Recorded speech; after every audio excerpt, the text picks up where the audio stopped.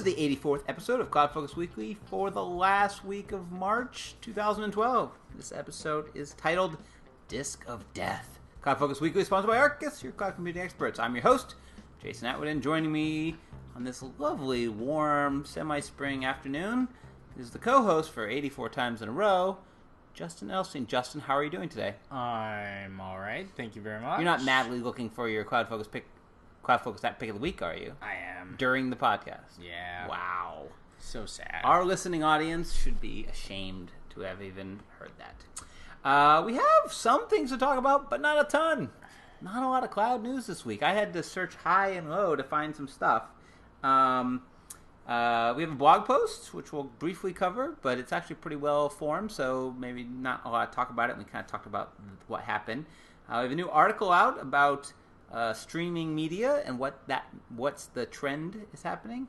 We have rumors, and we have an outage, a cloud outage to talk about, which is the most undercovered cloud outage. And we also have a little bit of SSDC news at the end. You know what? I will make two picks. You're gonna make two picks. I'm gonna make two picks to replace my one. Yes. Because I just found one I could do. Yeah, you literally just looked at it for 2 seconds. I did. You saw me looking at the screenshots. You cannot pick an app. Well, it's something I've used in the past. Oh, okay. And it's been updated, so I can talk about it. All right. So I know it. Oh. I've used it at a previous job. And you searched to make sure that we haven't picked it before. Yeah. All right, cool. All right. All right, so to start it off, you could still make two. I'll talk about one because one of our long listening fans has asked me to talk about one. So really? I'll talk about one. Yep. Who? Zach. You know, I really enjoy when Zach chimes in. He does chime in. Wants to have us talk about something that he wants. We should just not even call him Zach. We should have a secret name for him. Ooh, all right, so the blog post this week on blog.arkusinc.com was about CloudForce San Francisco, and all the announcements was made out there. We kind of covered this last week. We kind of covered the news that was out there. We talked about it kind of as it was happening. Right. So this is more of a reflection. Yes. After watching the keynotes. It's like a work plan. Yeah. And a reflection. Because we were doing the podcast as the keynote was, even before the keynote actually happened. Right. Just after the announcements came out via the press releases that happen at these events. So now that we've had a chance to watch the keynote, digest a couple of the announcements, a blog post has been written. Right, by the unnamed one. By the unnamed partner. Yep. And you can go read it at blog.arkusinc.com. It's all there.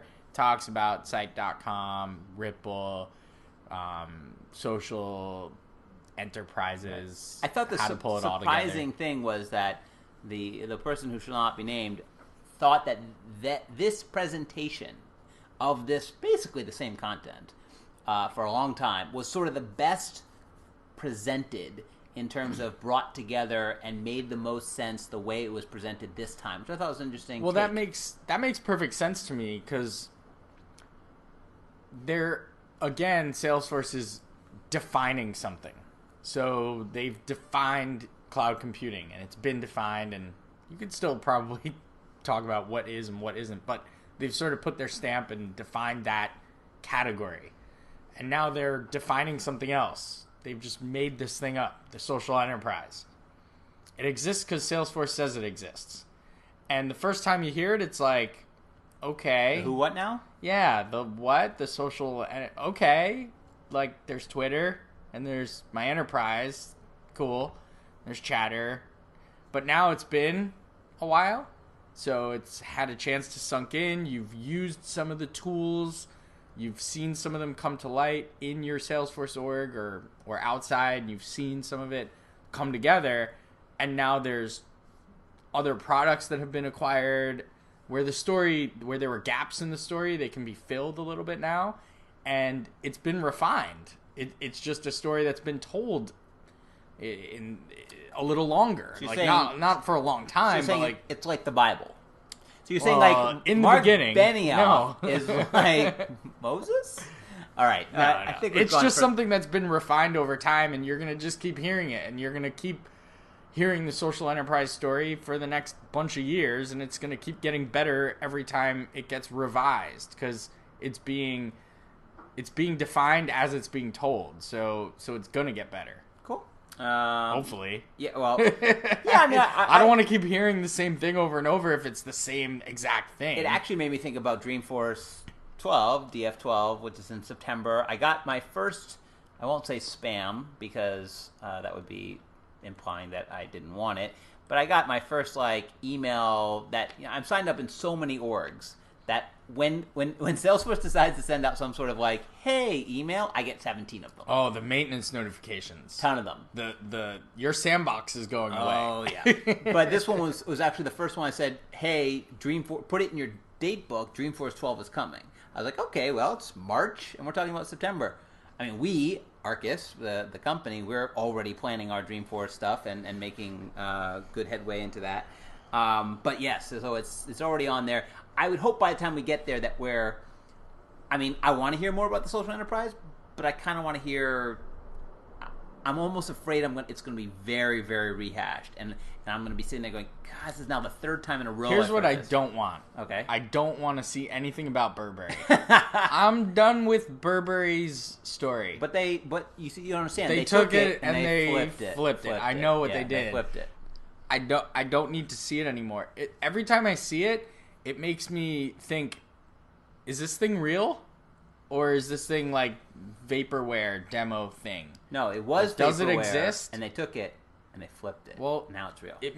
Because they keep rolling out Burberry. I need a new story. I need to know that this works somewhere else. In CloudForce San Francisco, they did it. They did have they had HP. And HP... But that wasn't a new social enterprise story. Yeah, it was. It was talking about Site.com and how they put in Twitter, and they apparently did... they had someone tweet in, and they did the sort of cloud printing, which is a very cool thing to the new printers. Anyway, interesting stuff. Go read the blog post, blog.arkusinc.com. It's up there as of this word hitting your ear. All right, second story on our list is... What's next? Sort of a prediction, to go back to a prediction we had Ooh. before. TechCrunch is reporting, I don't think it's actually from TechCrunch, but it's, according to a Bloomberg report. I love blogs. Blogs are so fun. It's according to some other according to work, somebody else who went and did a lot of work, I'm going to write 3 paragraphs, and this will be read by more people. And I'm going to get a lot of clicks. A lot. Why do we not do that? But basically saying that something that we predicted back, I don't know if it was this year or last year, 2 years ago. I think it was my 2011 predictions. The death of the disc. The death of the disc. Right. So they're saying that this is the year that more people are going to watch. Now, this isn't the full death of the disc because discs are still used for a lot of things. Yeah. Well, my death of the disc was about software. Right. That to me, man, that's happened. My personal life, software is done. But we actually went on a huge rant the other week about taking in media and where we wanted to take it in, which actually will lead us to our next story really well. But about streaming services but this report is saying that this is the year that more people are going to watch streaming content than they will watch it from discs. That discs are basically on the way out. And I totally buy that. Yeah, I buy it, and I keep buying it, and I pay for it. Me too. As a current subscriber of not 1, not 2, but 3 different streaming services providing for different types of content, as well as buying a whole bunch of content on the 4th service, and actually having access to a 5th service, which I don't even know how to connect to because I don't do it on my computer, which is Amazon. Amazon has tons and tons of stuff you can watch. I'm an Amazon Prime member. I haven't even figured out how to consume that data yet. But anyway, so it's basically saying that Amazon and Netflix account for 94% of all paid movie consumption. Quick note for you, quick poll of 2 people. So it's either 100 Have or 50%. you ever watched any content from Amazon? Full content, meaning watched a full set of content. No, I've never watched any content from Amazon. Have you ever bought any digital content No. other than Kindle? I've not even bought a Kindle thing. Wow. I mean, a Kindle book? You've never even bought a Kindle book on the iPad? Or... Don't even have the Kindle app. Is that because you don't read? Partly. Okay. All right. No, but I've bought iBooks. Oh, okay. That's interesting. I don't have Kindle content because I've never thought to even go... I don't have Amazon content because I've never even thought to go outside of the Apple ecosystem to buy something. If I was going to buy something, if it's in the Apple ecosystem, that's where I'm going to buy it. Yeah. It's interesting because that's good. Apple's good, but you also won't upgrade to every new device that they have like I will. So you're not the perfect customer. No, I don't have the new iPad. I won't be buying it. You don't have the new iPhone. You don't have the new Apple TV. I don't have the new iPhone, but I would have. That we will table that. We got a little schnookered by AT&T. See my tweets. AT&T schnookered Arkus. I would have the new iPhone. I don't, out of principle at this point. Right. I have the newest MacBook. I don't have the newest Apple TV because I'm not sure I'd need it. I don't think I need it. So, but again, no. To answer your question, no. I've never bought any Amazon stuff. Me neither. And it's basically primary between these two, because there's these walled towers between Amazon and Apple. You really can't watch Amazon content on any Apple device other than a computer. Obviously, you can watch it through your computer, but like Apple TV doesn't support it, and iPad and iPhones don't have any streaming way to stream any data. And I've tracked and I looked. So as a Prime member, you get all this free. You get like 10,000 free movies and DVDs, TV shows you're supposed to be able to watch, but you can't watch it on Apple devices other than computers, which I don't watch my stuff on computers. Why do you think Amazon made that conscious decision to allow you to consume Kindle content, books, and I guess newspapers or whatever else is in there on your Apple devices and not this other content? I honestly think that it was a business decision for them, and they knew that if they didn't, they would just be making iBooks that much more powerful. If they didn't allow people to do the Kindle stuff. Yeah. So, but they have all this content that they are paying the content providers for. Yes. And they don't allow it to play on the most popular devices. That's correct. Seems odd. Right. They don't allow you to stream it. Do you feel as if this is an Apple thing? They won't allow them? No. Because, I mean, Apple doesn't care. They let Netflix, they let Hulu Plus. It's the same difference. Yeah. Yeah, so Hulu Plus is subscription. I think Netflix is different. Well, it's also subscription. Netflix and Apple have made a bigger agreement. Well, sure, it's embedded everywhere. But Hulu has not. So Hulu is a good example because they have an app for the iPhone, and iPad, and not on the Apple TV. And not on the Apple TV. They're not embedded in the Apple TV. So I think that's a better one. I think also the in-app purchasing is what really where they kick a little bit, because for Netflix or Amazon's probably saying, listen, we would do it if you allowed us to do in-app purchasing, but you don't because you want to take your cut.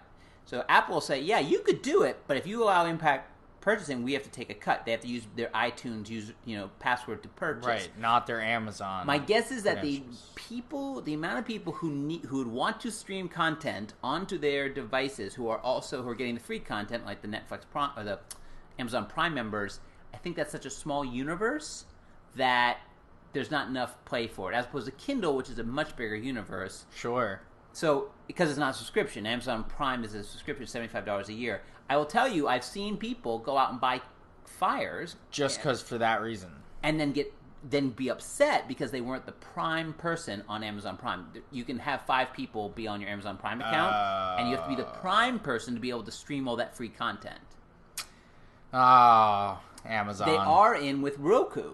So Roku box, which is basically a very similar box as the Apple TV, allows you to do that. And I actually have been hunting for a reason to buy the Roku box, and now there are 2. Does the Roku box do? I assume it does Netflix. Does Netflix? Does Hulu Plus? It has Hulu Plus. Does it do and iTunes content? No, because iTunes is so protected. that's it. That's the wall. That's the wall.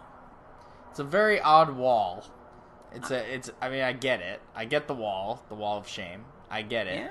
It's a tough nut to crack. Like, which one do I get? I don't want them all. You're gonna have all of them. I want access to everything when I want it and how I want it and any device I want it. That's my sort of thing, and I'll pay for that privilege. It stinks that you have access and you're paying for access to 10,000 titles that you can't access from anywhere. That's actually, it's the opposite way now. So we're down a deep rat hole, so we'll just keep digging.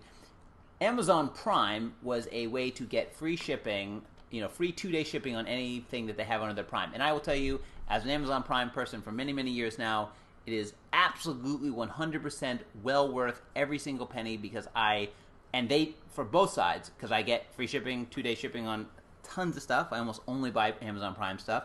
And I almost exclusively buy things through Amazon because of that.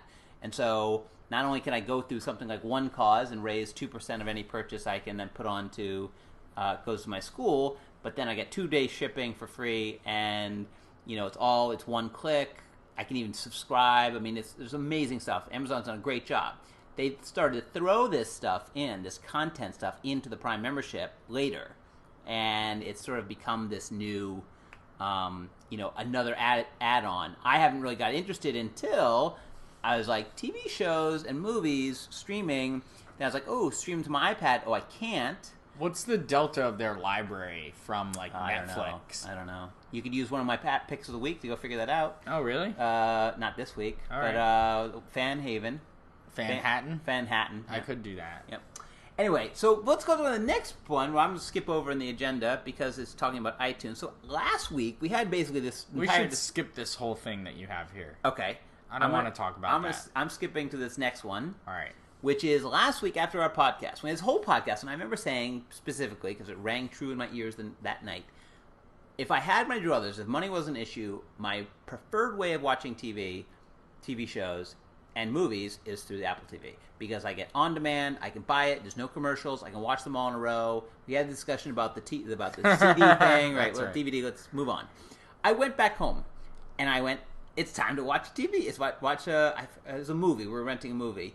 And I went to click on it, and I got this incredible error. Said, you need to connect to a Wi-Fi network to download this content. Now, my Apple TV is on Ethernet. So I was like, Can't not be connected. So I tried again and again. I reboot. I tried again. I reboot everything in my house, like all the network, thinking, it's got to be something weird. I then go into Apple forums, and lo and behold, the end of the story is that iTunes had, for 3.5 hours last Thursday night, and no one's talked about it, 3.5 hours, a complete outage across the world where nobody could download anything over 15 megabytes, or 15 gigabytes. No, megabytes sounds better.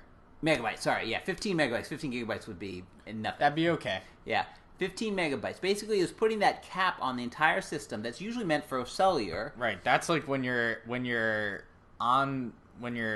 walking around and you're on your iPhone and you want to download a podcast that's bigger than a bread box, right. It says, sorry, can't. Right. It was out for 3.5 hours. I went and looked at the news the next day. This was a huge cloud content failure. Like, failed, done. I was seeing it on Twitter. I went to the sport forums. It was fun watching, like, literally post. Like, every second someone's posting, me too, I'm in Canada, I'm in Ireland, I'm in whatever. Unbelievable. So I just feel like we had to talk about it because it's a cloud outage, but somehow it just didn't make any mainstream news. I don't know how that misses the news. I didn't know about it. If you didn't tell me... So you couldn't download anything you already purchased? No, I get what you're saying. Nothing. You couldn't download things. Nothing. Either computer, phone, nothing. The whole thing. Yeah. I get it. I didn't even know it. Yeah, it's amazing. And I wouldn't have known it unless you told me about it. I told you. It's kind of weird because I use my Apple TV quite a bit, but I do use it mostly just to watch Netflix stuff. Right. Mostly. So I wouldn't have really noticed it there. Although I guess if I would have went to like update and applications aren't that big, are they? 15 megabytes? No, yeah, they're not that big. So I wouldn't have noticed it there. I would have just never noticed it. Yeah, it was. But that is a huge outage. I wonder, if you're listening and you were affected, tweet us and let us know if you were affected, because I wasn't. But Jason here was, and you were probably really mad about it. I was very mad. Yes, I was very mad. You were like, this whole thing isn't working. And I just talked about the fact that this is what I want to do. The worst part was, we weren't actually, it was my wife and I, we weren't actually trying to watch something. She wanted me to show her how to do something. And I was like, it's so easy. Why do I need to show you how to do something you've done 100 times? And then it wasn't working. And I was like, wow, you had to do this on the one time that... And she didn't even need to do the thing until the next day. But I was totally bamboozled there. But anyway, so that was the iTunes outage. Want to cover these next two, or one of these, or do you want to talk about this, or no? No interest? Let's do both of them. All right. So a couple weeks ago, I think 3 weeks ago, I made my pick of the week, Aereo TV, which is a streaming service. Anyway, I got my invite and I signed up for it for the 30-day free trial. And so far, I'm really enjoying it. It's basically a service only available in New York, where you basically are renting, I guess, 2 antennas that are these tiny antennas somewhere in New York with a 40-hour DVR connected to it that you can then stream that content of any of the channels that they can support, which is like 20 or so channels, only about 5 of which you care about. It's an antenna, so yeah, broadcast television. But broadcast television, that's also HD. So anyway, I got it. I've been playing with it a couple days. Maybe I'll write up a blog post or something about it, because it is very cool. It's a very cool concept. There's no app for it. It's all HTML5, even including on the iPad. That was neat. And you can record and it's basically like having a DVR in the cloud for regular TV. And is it priced right? I think it's probably a little bit overpriced considering Netflix. I'm shaking my head no. Right. Well, up against Netflix and Hulu, which are both $7 or $8. $12 is a little bit outside that range. I agree. I'm not sure. I think it should be a subscription. No, you have to have it be a subscription because it's too much hardware to put in it. But anyway, 12, we'll see. I mean, I'll keep it for a couple months. I'm really interested in the sports season because I'm a big Jets fan, as I don't know if I told you, but and I basically want it as another way of watching the Jets on another device in my house without having to have multiple cable boxes. So it's kind of creating like another cable subscription for me. And if you think of it that way, why would you watch the Jets on your iPad when you have a 47-inch television? I might not watch it on my iPad. I might not watch the Jets. I might watch another game. Okay. I might watch another game that's on. I might be able to watch yet another source. Okay. Or I might be at a game. I've seen it. I saw what you showed me. From a pure technology standpoint, it's really cool. From a do I want this or need this? Not for me. Free? It's not free. But if it were free, you would use it. If it was free, I'd have it because Okay. it's free. But it's not. All right. And it's $12 a month that can be used to pay for other things like Netflix, which to me is much more useful. Totally agree. But I don't make these. I don't have to. It's not an and or discussion for me. It's It's just it gets to a point where it's like, how many of these services do I have to pay for? Like, I started thinking about it the other day when you were telling me about this thing, and I was like, well, I got my cable. Yep. And with my cable, I pay for my internet, Mm-hmm. right? So there's a couple. I got my Netflix. I pay for that. It's like I pay for my Sirius radio, which is in my car. You know what? That's the most expensive of all of them, and it's the one I use the least. Yeah, it's just in my car. If I want to get that on the internet, I got to pay them more. I'm not doing that. And I just started thinking, like, wow, that's like 4 things that I'm paying for. And then within my cable, I have, HBO and Showtime. Well, there you go. That's $20 worth of and premium NFL shows. Red Zone when it comes. So, like, I'm like, wow, this entertainment bill starts, like, piling up. I'm like, would I pay an extra $12 a month just to watch basic network television on an iPad when I'm not at home?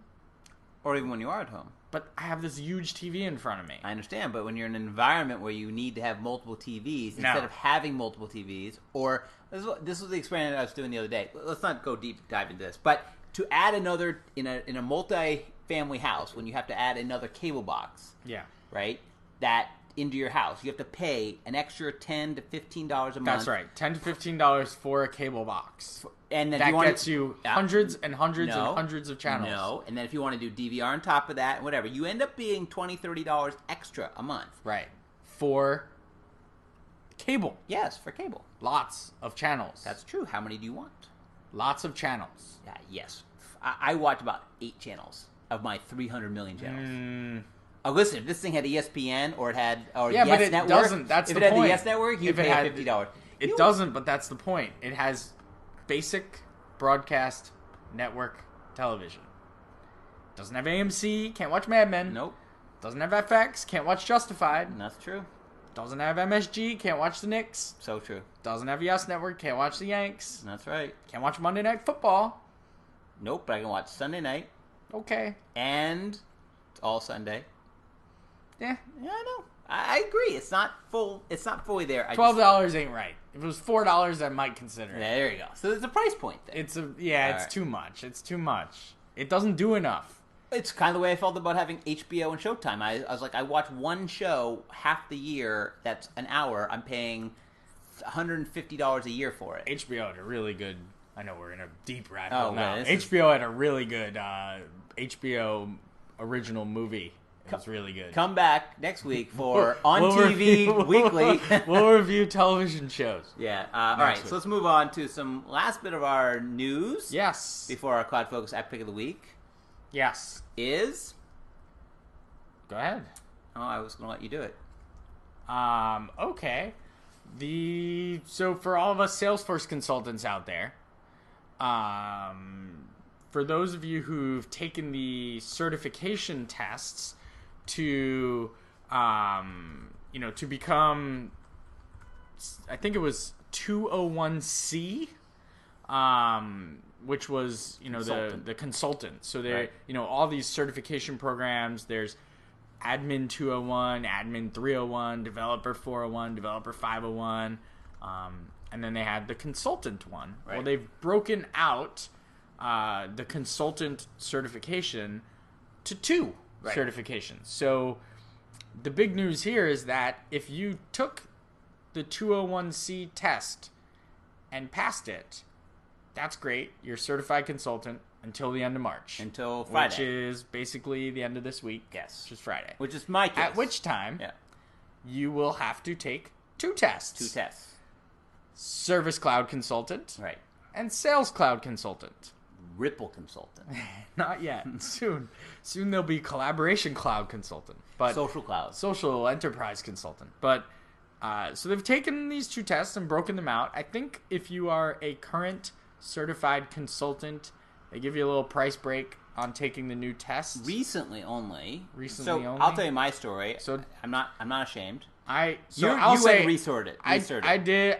As soon as they said it, I went and took the 2 tests and passed them immediately. Yes. I went and took the 2 tests. The testing center I was at lost internet.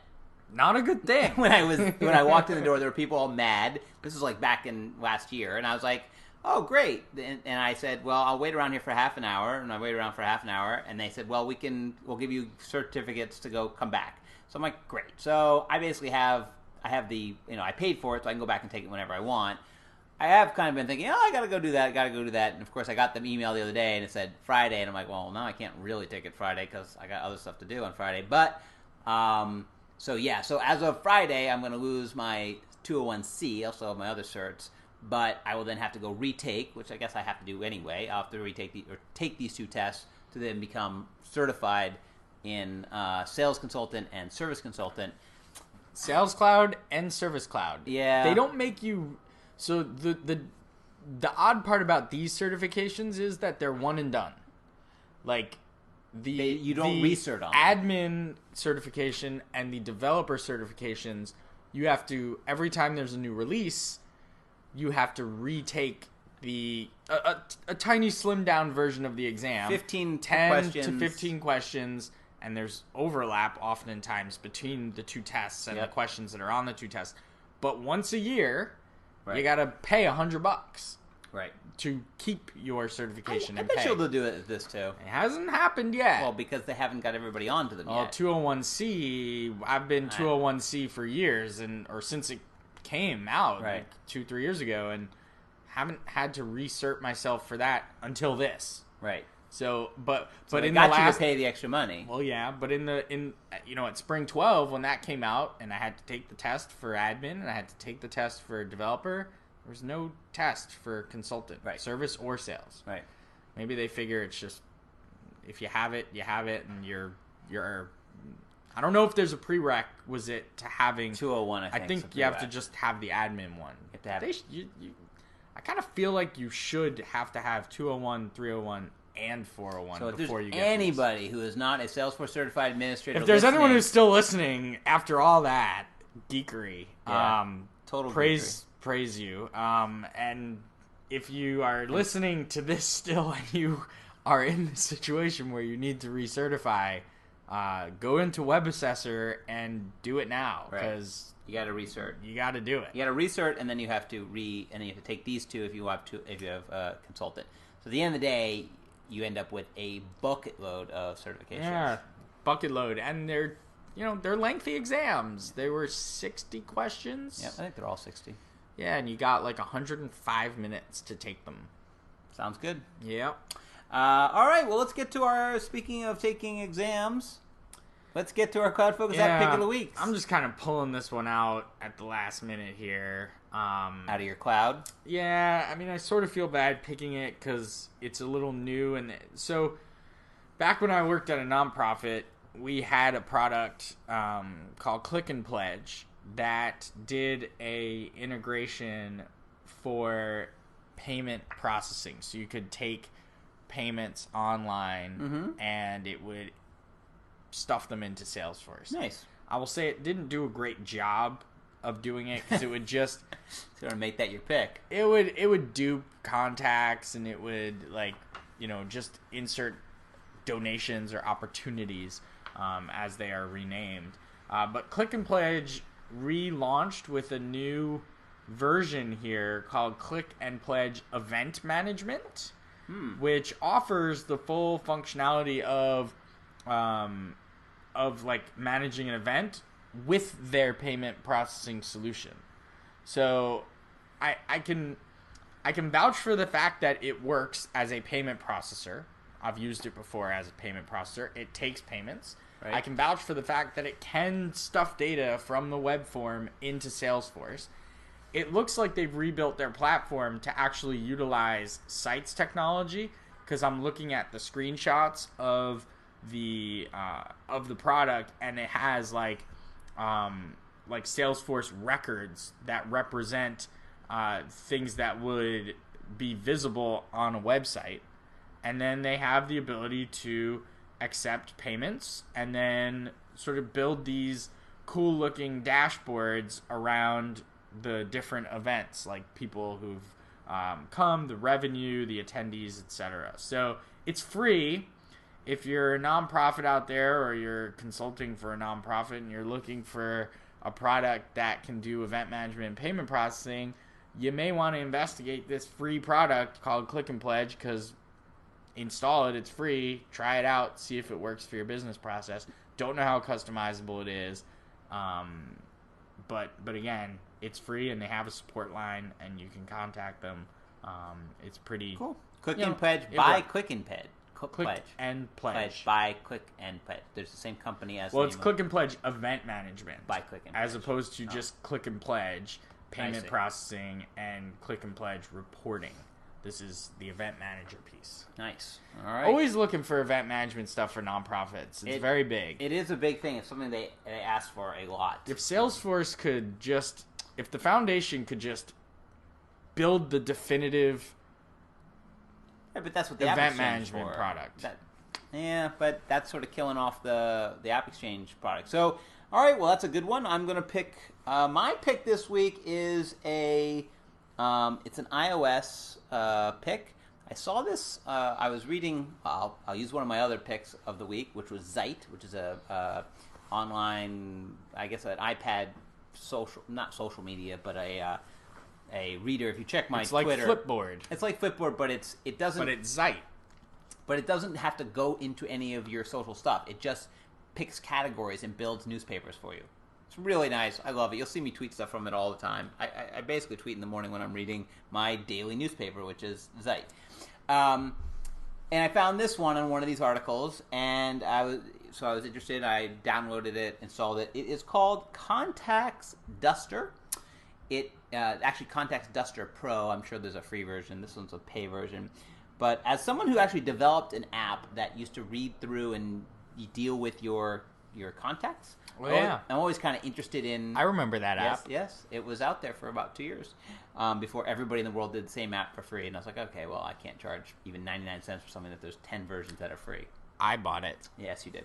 Thank you. So I was like, this is kind of interesting, and it's a kind of a common problem, which is on the Mac, and now with iCloud and the sharing and contacts going back and forth to iCloud and iPad, and you get problems. They get duplicated. You have multiples, whatever. And so this app is supposed to. The promise is it can read through your contacts, come up with where you have duplicates, but not only duplicates like of people, but duplicates of data within people. So let's say you have the same email address twice inside the same contact. I have this problem. Right. So this is a good app for you. Okay. It is Contacts Duster, and it will read through, and then it'll do some like graphing. I'm showing you on the iPad. It'll do some graphing. It basically does three things. It'll find zombies, which are sort of people without any data in them. It'll find duplicates, and again, that's duplicates not just of two people. It is one person who has the same piece of data in it twice, which is really important because sometimes you go to search for somebody, you have like 10 versions of the same 10 versions. They have 3 emails, but they're all the same email, or they have their phone numbers twice, or their home address is 3 times. I have this issue. So this one goes through, it reads through it, it will then... It does it on the iPad. It does it on the iPad. And then it just syncs it. Well, then it just the iCloud writes takes, it, and takes care of it. It does it, it calls dusting it. It dusts your iPad. So it had some good reviews. I tried it. It worked. Did it work really well, or did it just look? No, I have not seen any problems with it. It basically found the stuff it was supposed to found and connected them up and undusted mine. I keep my contacts pretty clean, but I was pretty impressed. It found like 20 or so duplicates and merged them together and asked you each one. You can either hit them all or you can do one by one. Anyway, that was good. It's $2.99. That's pretty good. Yeah, it's a little high because it is kind of a one-time thing. I think that's well worth it. But anyway, $2.99 is called I might buy that one just to do it because I have one on my Mac called Contacts Cleaner. Yeah. Doesn't work that well. No, it doesn't work that well. No, I tried it. It sort of worked, and then Mobile Me just sort of killed it again. Right. Like there was the syncing wasn't good at that point. Maybe it's better now. I'll give this one a shot. Contacts Duster Pro, pretty good. All the links and all that will be in the show notes. So that's it for CloudFocus Weekly this week. Your 84th episode. Remember to go to blog.arkusinc.com. Subscribe by RSS. That's a really simple way of doing it. You can follow us on Twitter at ArkusInc or Jason M. Atwood or just Edelstein. We're all there. Hit us up. Facebook, we're on facebook.com/ArkusInc. We got the new timeline theme with a nice big Arkus cloud. That's an ARCUS cloud. Kind of interesting. And we post all the blog posts and all the podcasts go there as well. So if you are looking for when we're doing stuff, they're there. You can also subscribe to the podcast in iTunes or in Instacast HD. How's it been? Still loving it? I do. It's working great. Totally worth it. Instacast, it's a pick of our week before you can subscribe to podcasts. It's great. You should try it. And then also remember to comment on the blog post while you're there. And until next week, is Jason and Justin from here in the CloudFocus studios saying enjoy those cloudy days.